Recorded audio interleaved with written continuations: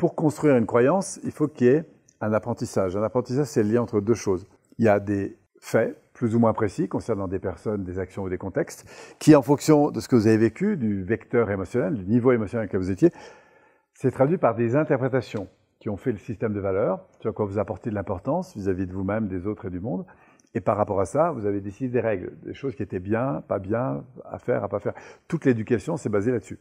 Et votre système émotionnel a donc imprimé, à partir de là, soit des sentiments positifs, du plaisir, soit de la frustration à certaines choses. Si par exemple, à chaque fois que vous étiez tenu droit, on vous a dit « Ah, ben c'est bien », ou au contraire, vous êtes tordu en disant « Non, c'est pas bien ». Du coup, aujourd'hui, ça devient important de vous tenir droit, par exemple. Ce qui construit la croyance, c'est le X, Y. Alors, quand on a un X égale Y, on appelle ça, en PNL, une équivalence complexe.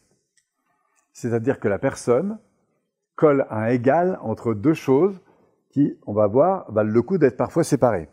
Du genre, il ne m'appelle pas, égale, il ne m'aime pas. Comme on m'a souvent dit, on m'a toujours dit que j'avais rien à faire là, je n'ai rien à faire là parce qu'on me l'a souvent dit en fait, d'accord? Donc là, c'est un lien de cause à effet en fait.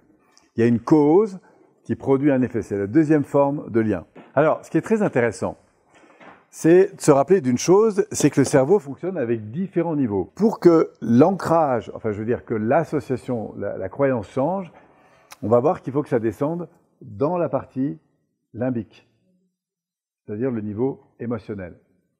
D'accord? Et donc, il va falloir qu'on transforme ce sur quoi la personne s'appuie pour évaluer et déterminer telle chose.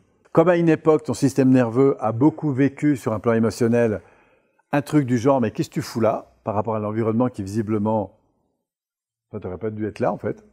Et qu'en plus de ça, on t'a un peu rejeté. Donc, émotionnellement, tu as vécu cet égal « bah, je suis là, mais qu'est-ce que je fous là en fait ?» Donc, vous voyez, le système émotionnel, c'est un peu comme un ballon de baudruche, comme ça, qui, en fonction de ce qu'on va dire.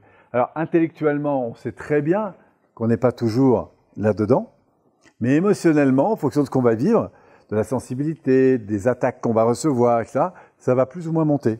Donc, il y a des croyances qui sont très fortes.